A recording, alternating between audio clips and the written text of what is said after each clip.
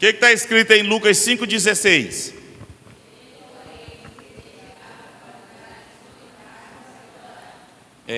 Ele, porém, se retirava para lugares solitários e orava.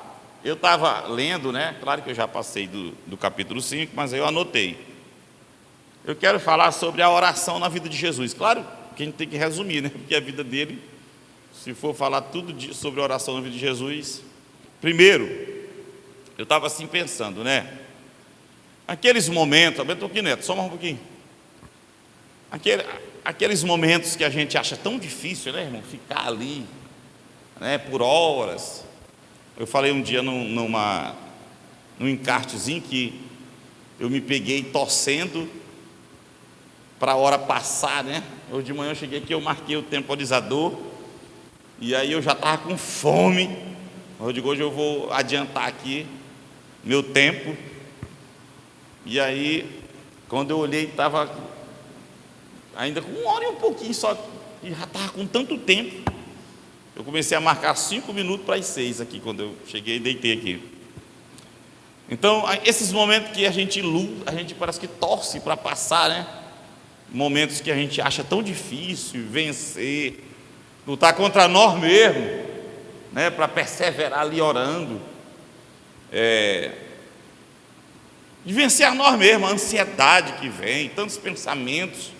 Outro dia eu gravei um vídeo sobre oração, né? Que na oração a gente descobre quem o tema aí, quem lembra do tema? Na oração eu descubro quem eu sou e como estou, né? E geralmente a gente descobre não coisas muito boas, não é verdade? É sim ou não? Ó, a Yara disse que é, viu? Geralmente. A Vaninha também falou, né, hoje de manhã, que é tão difícil manter a disciplina, né? Aí hoje eu estava conversando com ela, ela disse, pai, é difícil a gente vencer o sono, disciplinar a vida da gente, né? Então, a primeira coisa, né, a gente vencer, é tão difícil esses momentos de oração, que para alguns nem parece tão importante, porque se parecesse tão importante, estavam lutando, né? Perseverando para conseguir. Para outros, até geração cristã, interpretando a Bíblia, acha que nem se deve orar, que Jesus já pagou o preço, né? Não tem mais nada que orar, jejuar, que Jesus já fez tudo isso por nós, né? Que coisa, né, irmão?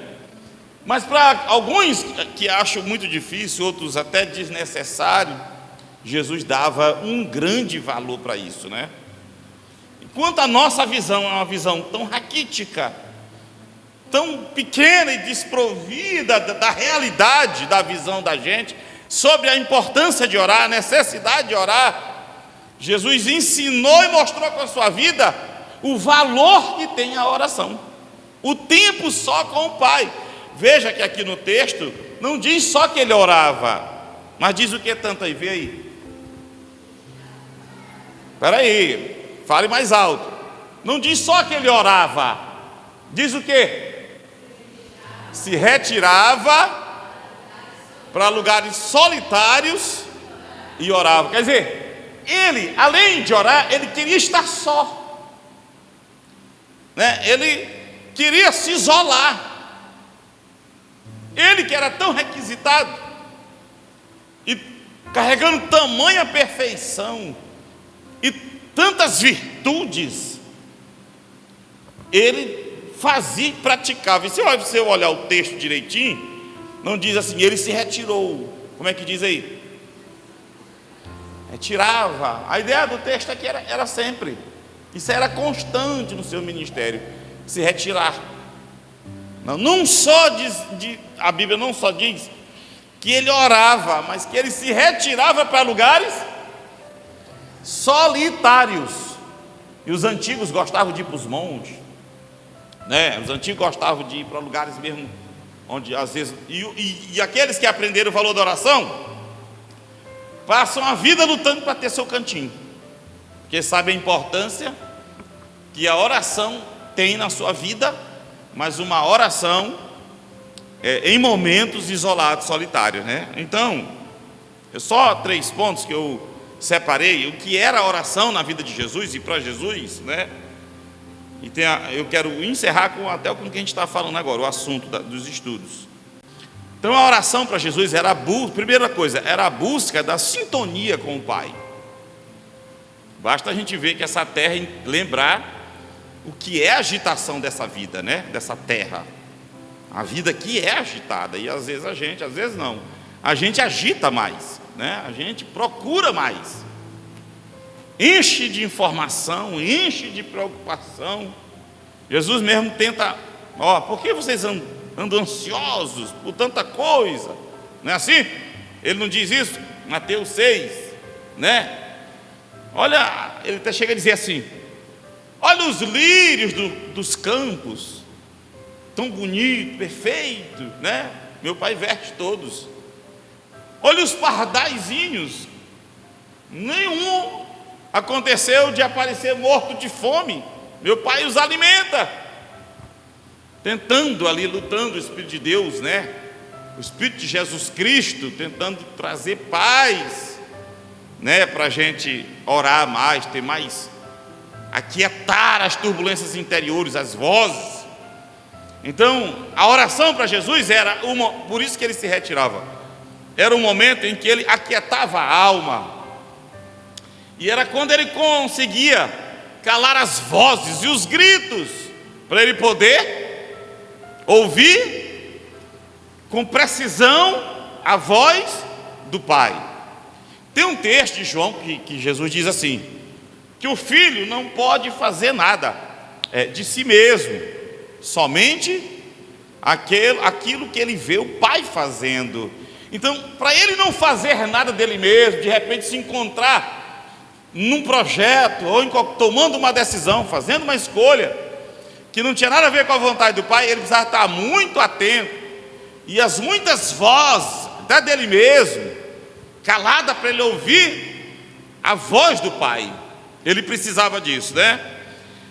E uma vez, ouvindo completamente, com perfeição, com clareza a voz do Pai, ele tinha condições de obedecer o Pai, de fazer a vontade do Pai. Eu fui enumerando aqui uns pontos, né?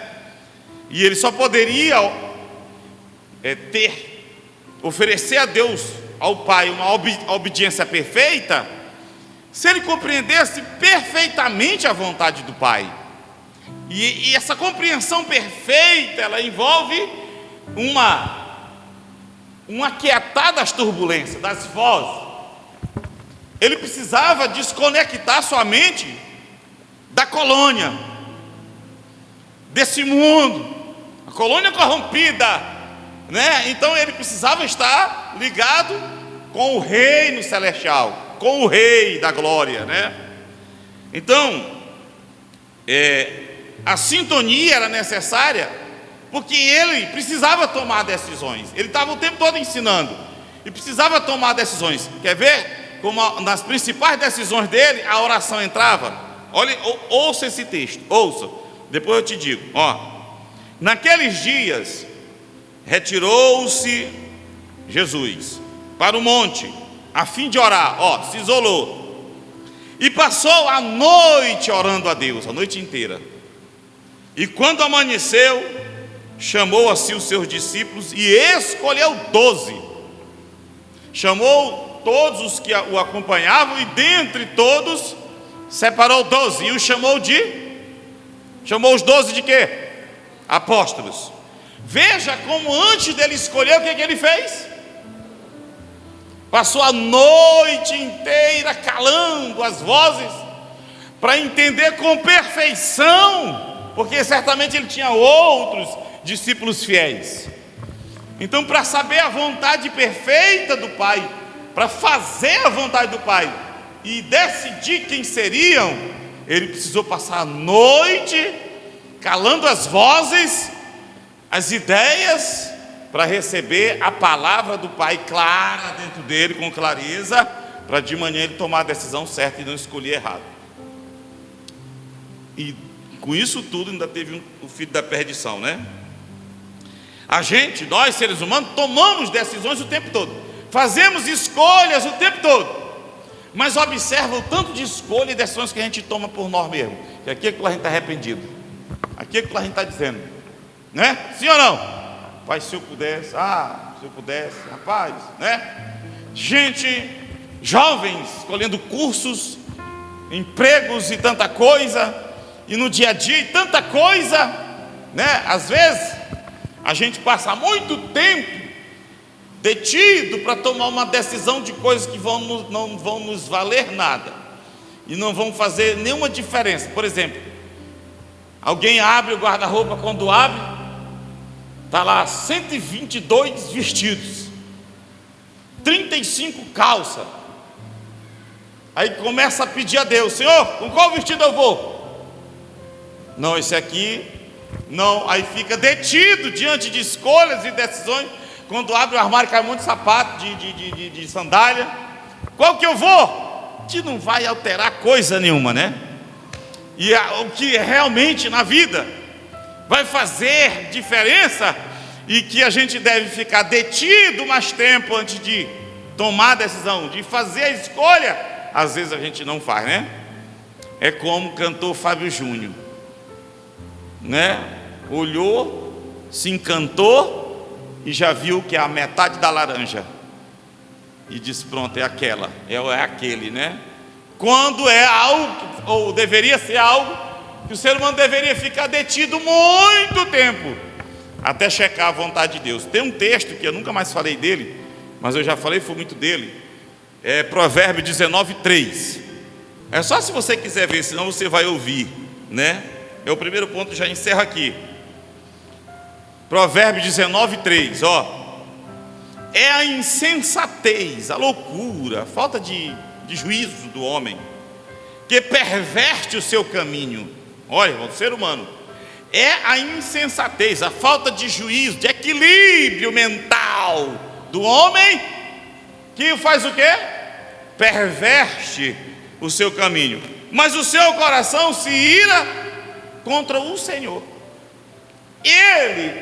A loucura dele é que estraga tudo, mas a culpa é de quem? E aí do Senhor está envolvida a igreja do Senhor também. Alguém culpa a igreja.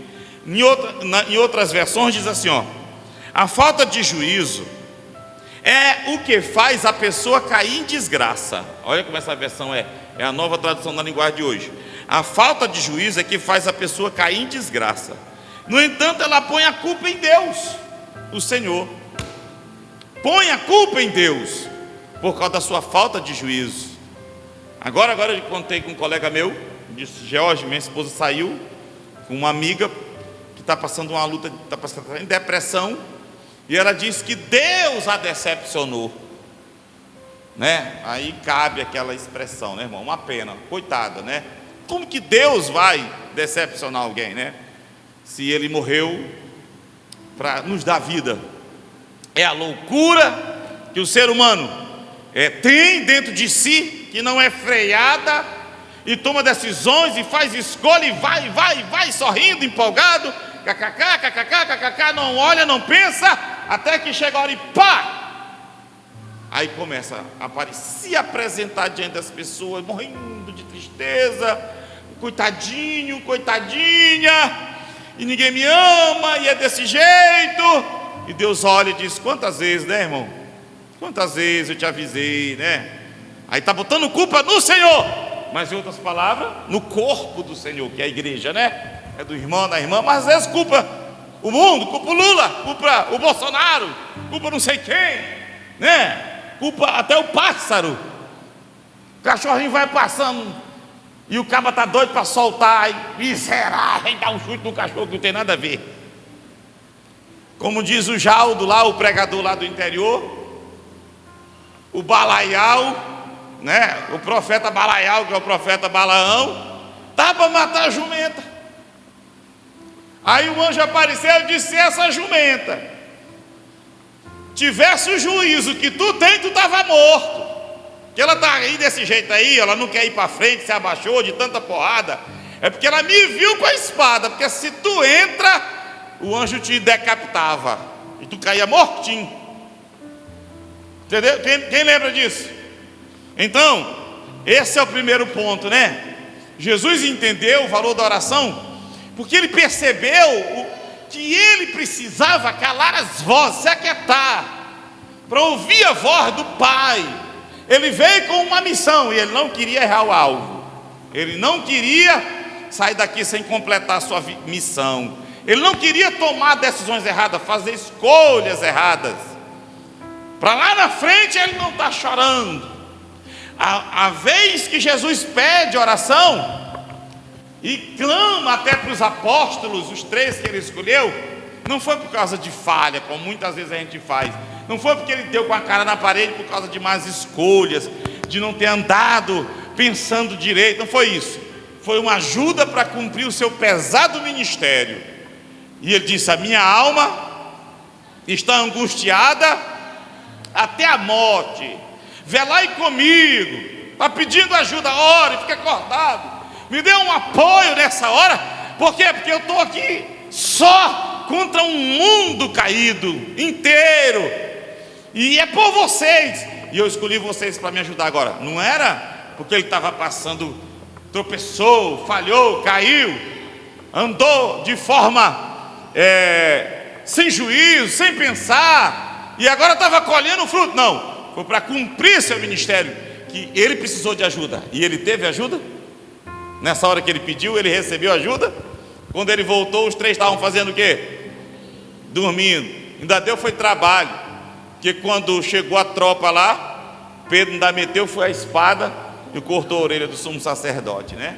Aí Jesus teve que fazer do servo do sumo sacerdote, né?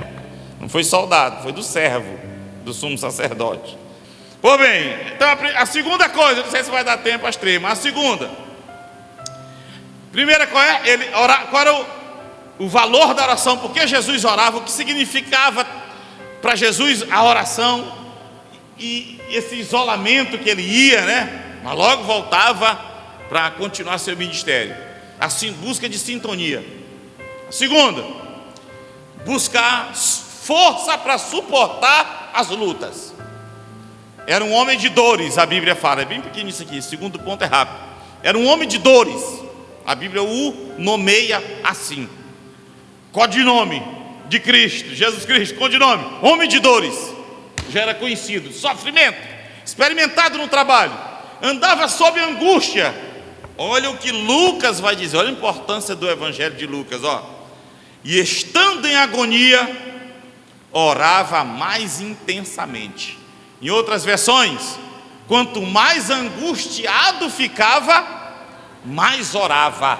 Então a oração para Jesus era o suporte, era a vitamina, era para onde ele corria para receber força para vencer as angústias, os embates, combate, debate. Porque tem hora que no debate você tem que estar calado, mas tem hora que no debate você tem que falar. E como saber a hora? Só Deus que sabe. Então isso para ele era o valor da oração. Era onde ele, é claro que Jesus era um profundo conhecedor das Escrituras, mas eu estou falando só de oração, ok? E jejuou também, né? Mas eu estou falando da oração. O terceiro e último ponto, né, sobre a pergunta e sobre o tema, a oração na vida de Jesus era, o terceiro, era onde ele tinha comunhão com o Pai, para não se perder na colônia, contaminada como está. Quem estava no estudo vai lembrar dessa linguagem, né? Que Deus pensou a terra dessa forma, né? Ele queria a terra como uma extensão do reino celestial, e colocou o homem para ser o líder dessa espécie de colônia que a terra foi feita nesses moldes, do que se chama colônia hoje. Então, para influenciar a terra com a cultura do céu, com a língua, com os valores, com tudo que é do céu, influenciar a terra. Então a terra se tornaria, na visão de Deus, uma colônia do reino celestial. Isso está na oração ensinada por Jesus. E ali não é a reza, é o modelo de oração, mostrando o que é que o servo deve ter em mente, no coração, quando ele vai orar. E ele mostra ali o modelo. E dentro desse modelo, ele diz lá: que seja feita a vossa vontade, ou a tua vontade, na terra como é feita no céu. Olha a extensão da colônia, né?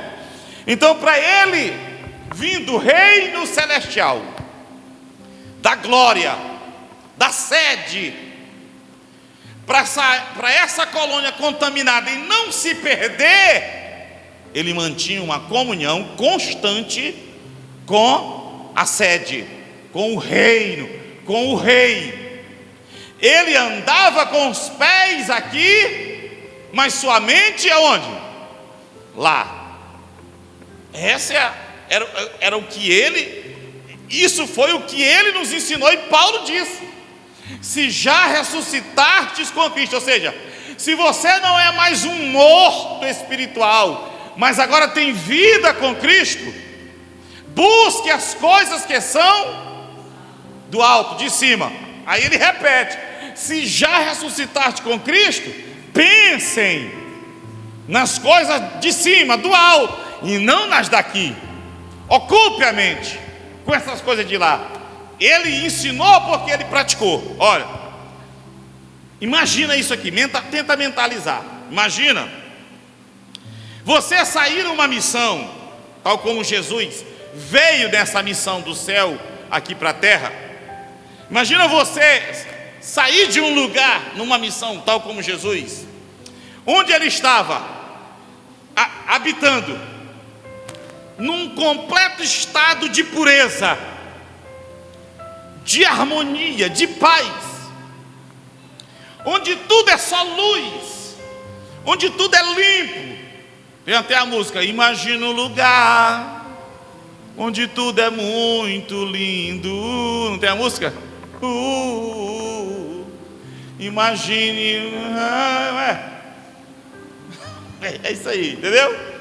Então imagina Jesus saindo de um lugar, de um lugar tão limpo, tão puro, e sendo colocado por Deus num lugar que é totalmente oposto de onde você veio, sujo, onde não há paz, harmonia, onde o pecado, e você recebe ainda uma carne, um corpo para habitar lá, como ele, não um corpo pecaminoso, mas um corpo físico, e se identificou com a raça humana.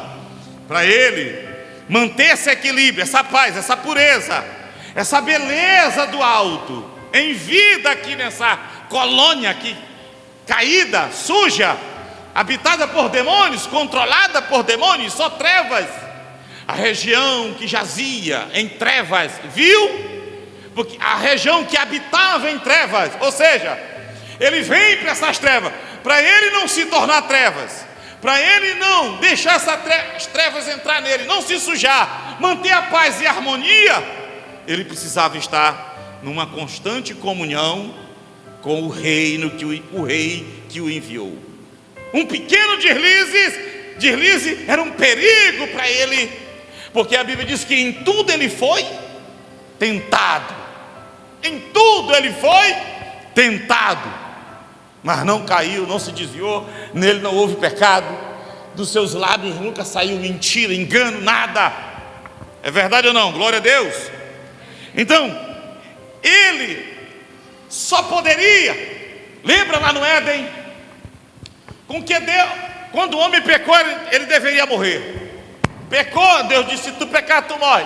Quando ele peca, ele deveria morrer. Mas por alguma razão aparece ali um animal morto. Isso aqui você só vai saber os detalhes disso se você vier para os estudos. Aparece um animal morto, e Deus diz assim: eu não vou te matar por misericórdia.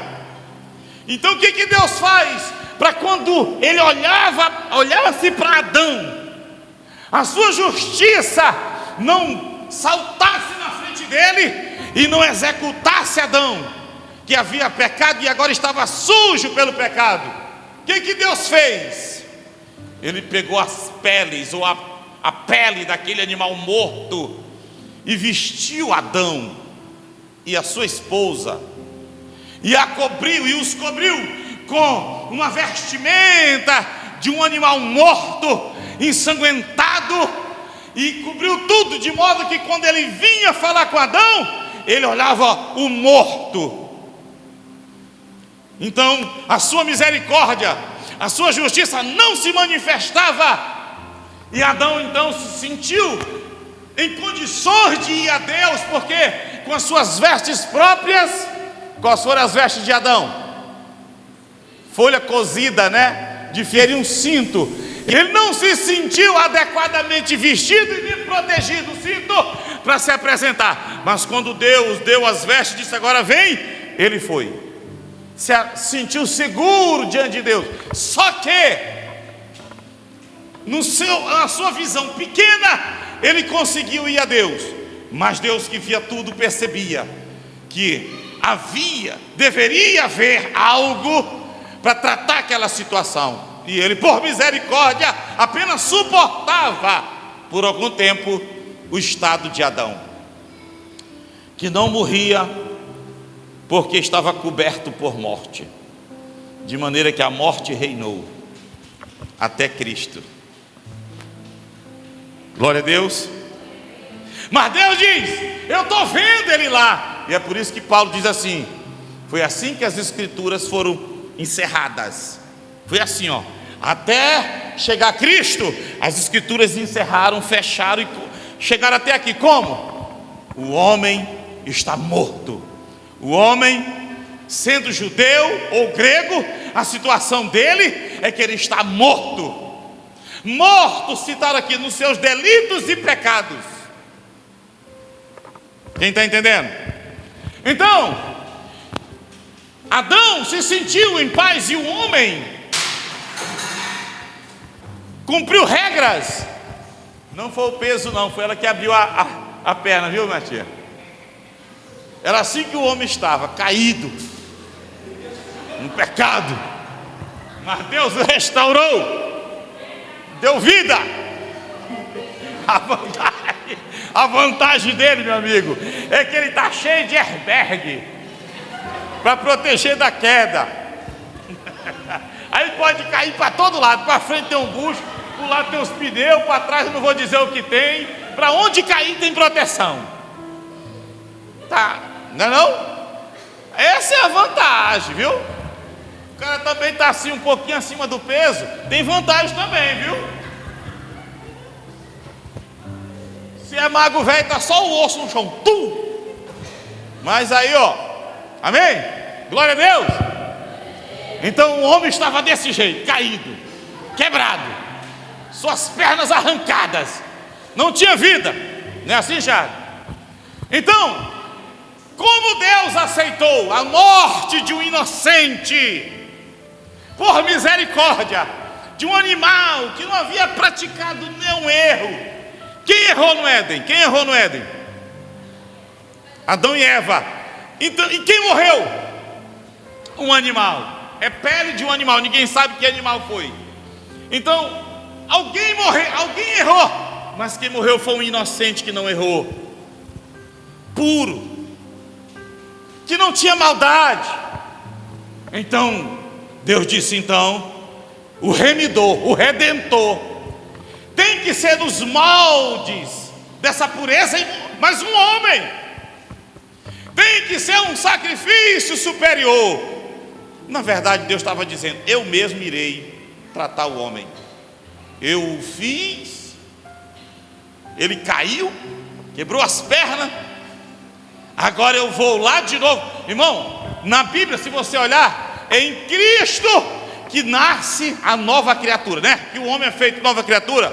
Você lembra dele lavando os pés? As mãos daquele que tinha feito, confeccionado, dado forma, que primeiro desenhou, escreveu, fez um plano, um projeto, veio, executou, deu forma, deu beleza. As mãos daquele que construiu o universo, e o universo agora está sujo, o homem sujo, caído, aquelas mãos estão agora lavando o homem. Esse era o significado do lava-pés. Ele está lavando o homem. Então, quando ele vem e consegue ser o que Deus determinou que ele fosse, vou mudar a construção da frase. quando ele preenche os requisitos de Deus para ser esse sacrifício perfeito, Deus o aceita morrer em favor da humanidade, e ele se torna a propiciação. Nós vamos estudar agora, a partir de agora é a propiciação. Nós vamos dar o propiciatório, que era um dos utensílios, ou a tampa de um utensílio que estava no Santo dos Santos, que era em cima da tampa. Olhe para cá, em cima da tampa do propiciatório. Vou adiantar isso aqui para você.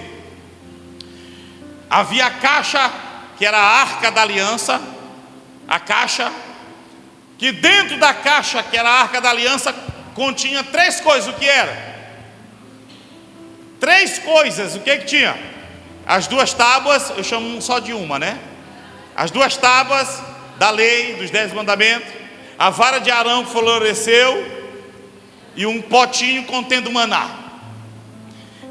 Essa caixa chamada Arca da Aliança, ela só seria completa quando tivesse uma tampa.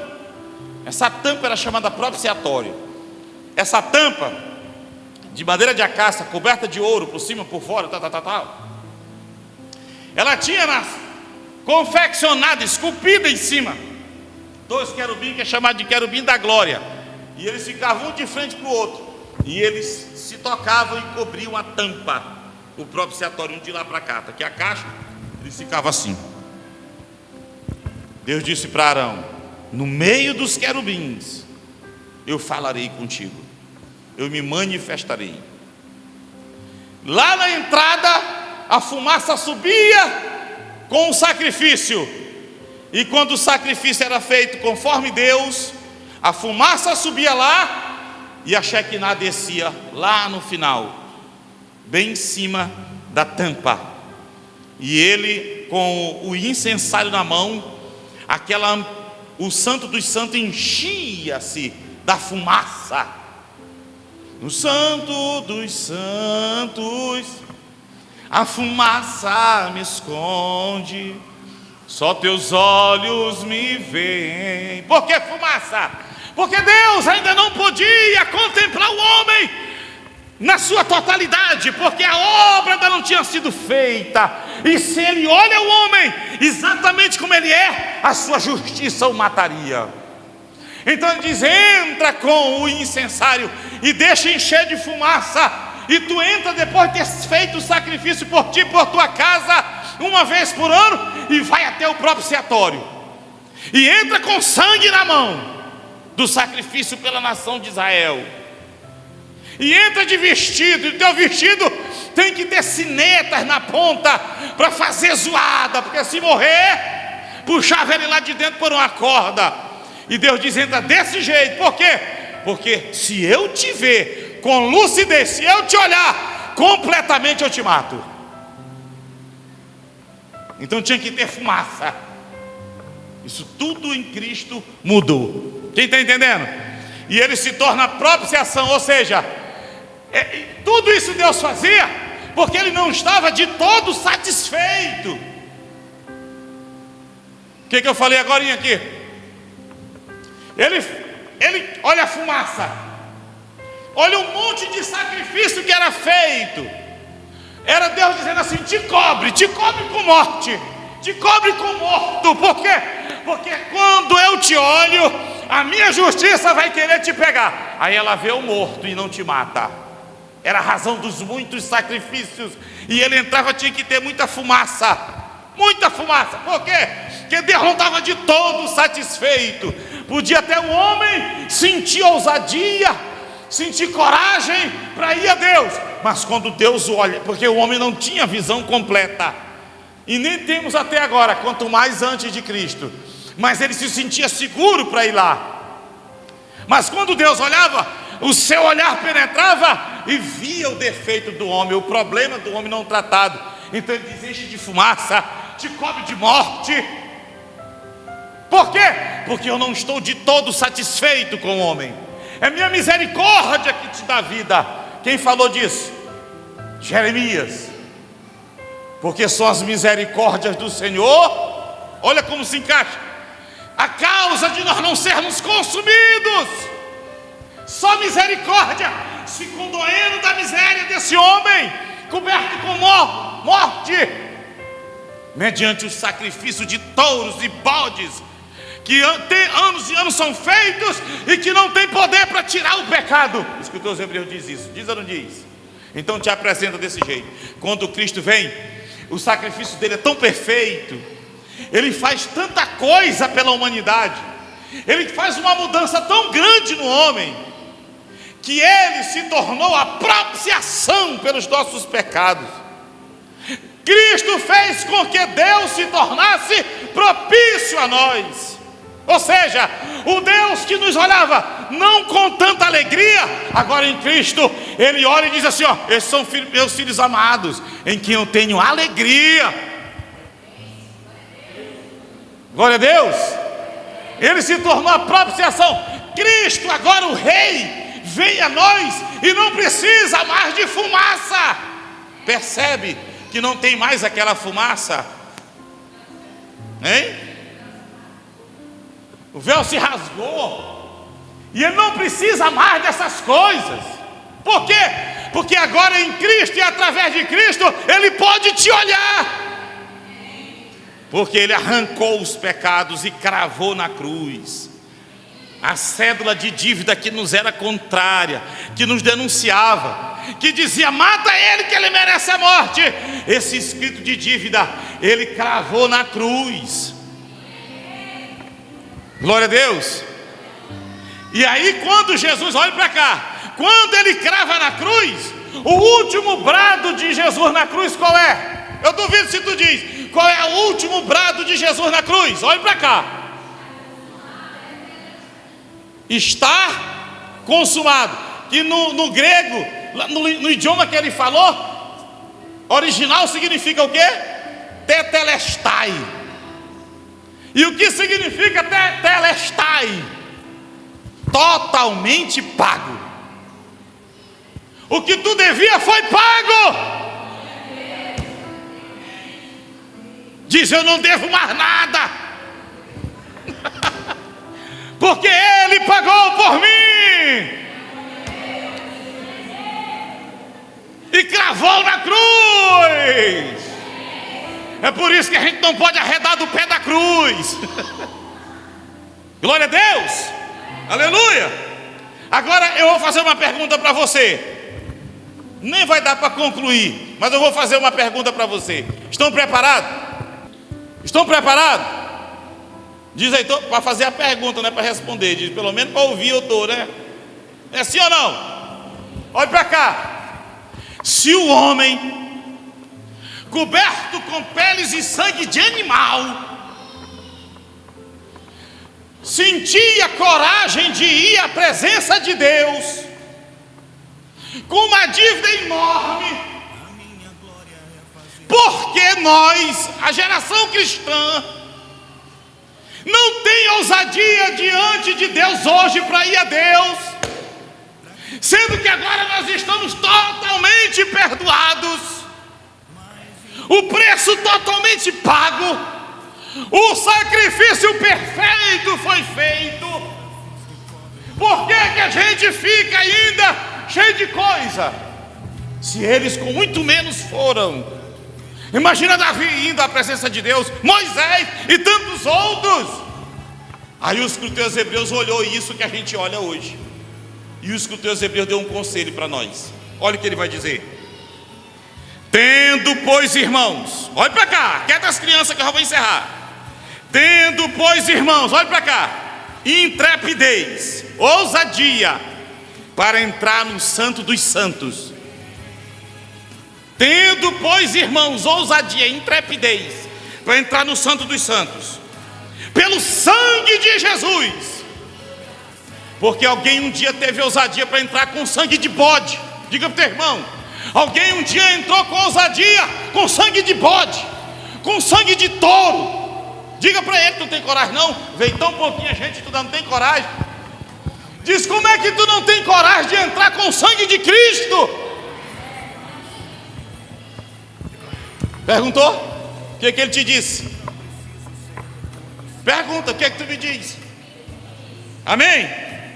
Então, Tendo, pois, irmãos, ousadia para entrar no Santo dos Santos pelo sangue de Jesus, pelo novo e vivo caminho que Ele nos consagrou pelo véu, rasgou o véu, isto é, pela sua carne, tendo grande sacerdote sobre a casa de Deus, aproximemo-nos com sincero coração, em plena certeza de fé, tendo o coração purificado de má consciência e lavado o corpo com água pura, a palavra.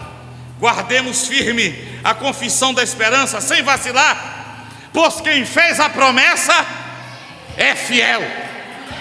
Diga para o teu irmão, diga, quem fez a promessa é fiel.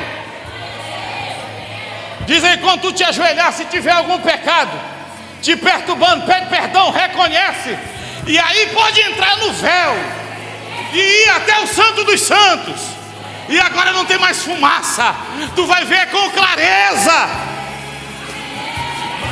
porque em Cristo Ele se tornou propício a nós. Em Cristo Ele nos recebe. Em Cristo Ele nos ouve. Jesus disse, quando vocês forem orar, vocês diz o que vocês quiserem, diz lá para Ele. Aí no final, quando tu for, tu assina, em nome de Jesus. Pode mandar a oração, e Ele vai responder. Ele não responde se for em nome do bode, do novilho, aí está complicado. Mas se for em nome de Jesus, Ele vai te ouvir. Jesus disse lá, Ele vai te ouvir. Então fica de pé, porque nos foi aberto um novo caminho, e agora nós temos acesso ao Pai. Tem até uma música que fala do acesso ao Pai. Coisa linda, né, irmão? Olha o que nós estamos aprendendo aqui sendo aplicado numa pregação hoje aqui, viu? Olha o que nós estamos aprendendo sendo aplicado aqui hoje, tá bom? Amém? Estão entendendo por que Deus está nos levando para ir sistematizando os estudos? Primeiro, para a gente tomar posse dessas verdades. O sangue de Jesus é poderoso. Diga para o teu irmão aí, tu tem coragem? De longe, mas aponta. O sangue de Jesus é poderoso para nos lavar de todo pecado, nos purificar de toda injustiça e nos colocar na presença de Deus. Olha para cá, para encerrar. Jesus, quando veio para a terra, não achou mais um lugar importante que tinha na terra. O Éden. Não tinha mais o Éden. Era para onde o homem corria para falar com quem? Com o Rei Eterno, para ter contato com a sede, com o Reino Celestial. Por quê? Porque o Éden, primeiro, quando o homem peca, Deus o expulsa. Depois Deus coloca uma espada que ficava fazendo a segurança, querubim no caminho, dizendo, até eu remover tudo daqui, coloca essa segurança. Depois de um tempo ele sumiu. O Éden desapareceu da terra.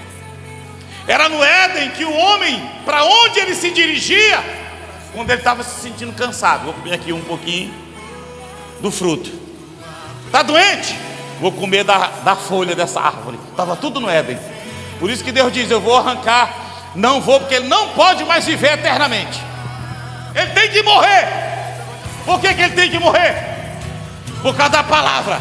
No dia que tu comer, vai morrer. Espiritualmente, na hora. Agora, ficou uma dívida. A dívida da morte física. Deus diz, ao homem está ordenado morrer uma vez. Tem que morrer por causa da palavra lá. No dia que comer, morre. Mas agora ele sai. E por que ele morre? Por que ele fica doente? Porque o caminho não tinha mais, não achava. Cadê o Éden? Cadê o Éden? Cadê o Éden? Para me comer o fruto da árvore, para eu comer da folha, não tem mais. Aí ele começa. Eu imagino Adão com uns dias passados, ele ficando velho, enchendo a cara. Minha filha, eu estou ficando aqui velhinha. Cadê a árvore? Subiu. Antigamente estava ali, ó. Agora perdeu. Eu acredito que, não sei, encheu de mato. Se perdeu. E agora ele está vendo ele envelhecendo, ele adoecendo, porque não tem mais. Quando Jesus veio, não tinha mais. Então Jesus disse, eu não tenho um local que eu vá. O ponto de encontro, o ponto de interseção dos mundos. O Éden era o ponto de interseção entre o céu e a terra. Jesus disse: não tem mais. Então agora ele disse: mas eu tenho que encontrar esse Éden. Onde ele fez o Éden dele? Nos isolamentos. Quando ele se isola, ele está buscando o que Adão buscava. Ele vai para se alimentar do Pai, receber a orientação do Pai. E ele se identificou tanto com o Pai, que ele passou e se tornou o nosso Éden. É por isso que as pessoas adoeciam e corriam para comer do fruto e da folha. Onde estava a folha e o fruto?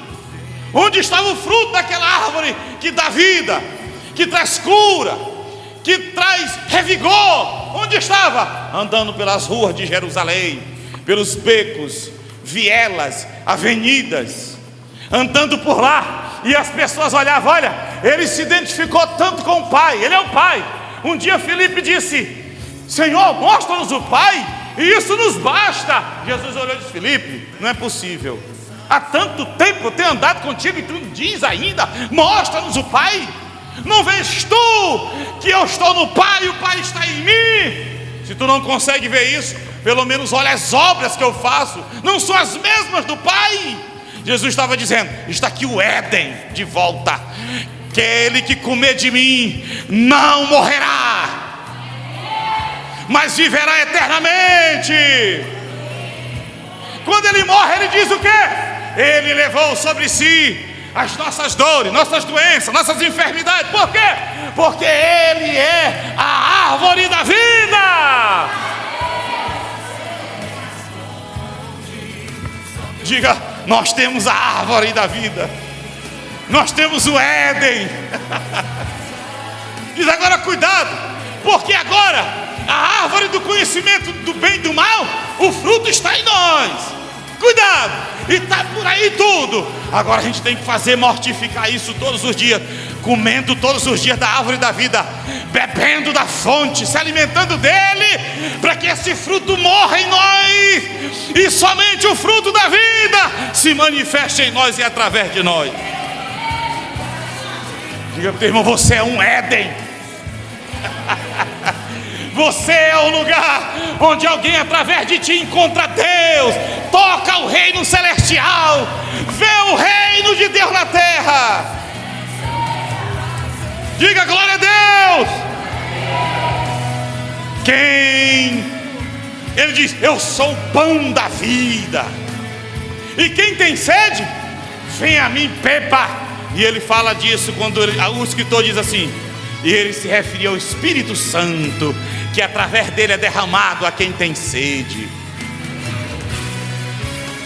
Glória a Deus. De maneira que, se Adão perdeu o Éden, perdeu a vida, teve que andar vestido de morte, nós agora em Cristo ganhamos o Éden, ganhamos a árvore da vida, e a morte não tem poder sobre o povo de Deus. Por quê? Porque ele nos deu vida. E a maior prova, eu vou profetizar na tua vida, a maior prova dessa palavra é que você não vai morrer, você será arrebatado. Quem quer ser arrebatado aí, diga glória a Deus. Profetiza: eu serei arrebatado, eu não verei a morte.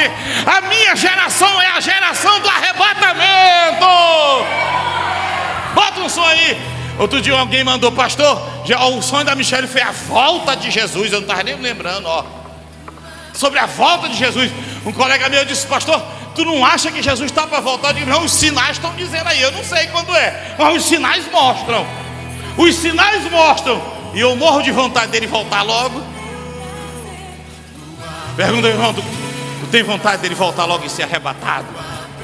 Diz aí: tu quer morrer ou ser arrebatado? Diz. Tu quer morrer ou ser arrebatado? Hein? De pergunta: tu quer morrer ou ser arrebatado? Se ele disser que quer morrer, tu diz: ó, irmão, por então, olha, fica com a tua morte para colar, porque eu quero ser arrebatado. Eu não quero ver a morte. Eu não quero ver a morte. Eu também não quero ver o anticristo. Eu quero ver Cristo. Quem quiser ver o anticristo, anticristo, fique aí. Quem quiser ver a morte, eu quero ver é Cristo e ser arrebatado. Diga para o teu irmão: esse corpo mortal, diz aí, ó, será revestido de imortalidade. Tu nunca mais vai morrer. Diga para o teu irmão. Diga: esse corpo fraco, que adoece, viu, que envelhece, será revestido de incorruptibilidade. Diga: tu vai receber um corpo glorioso. Tu vai receber um corpo celestial. Tu vai receber um corpo poderoso, semelhante ao corpo de Cristo. O neto me perguntou: pastor, como é que vai ser depois do arrebatamento? Porque a igreja vai passar um tempo no céu, mas depois ela volta para reinar com Cristo na terra. A igreja vai ficar na terra ou no céu? O que é que eu respondi? Ela vai ficar na terra e no céu. Ora ela está aqui, ora ela está lá. Por quê? Porque o corpo glorioso capacita ele de viver reinando na terra com Cristo, mas ao mesmo tempo estando presente com o Pai. Ele está com o Pai e está com o Filho. Ele está na terra e ele está no céu na terra e no céu. O corpo glorioso capacitará o homem a viver numa ambiência completa em Deus. Aonde Deus estiver, nós estaremos. Jesus disse: para que vós estejais comigo para sempre. Eu estarei em Jerusalém, mas eu estarei na glória. Eu estarei na glória, mas eu estarei aqui, até que o céu e a terra se fundam e comece a eternidade, e nós estaremos para sempre com o Senhor.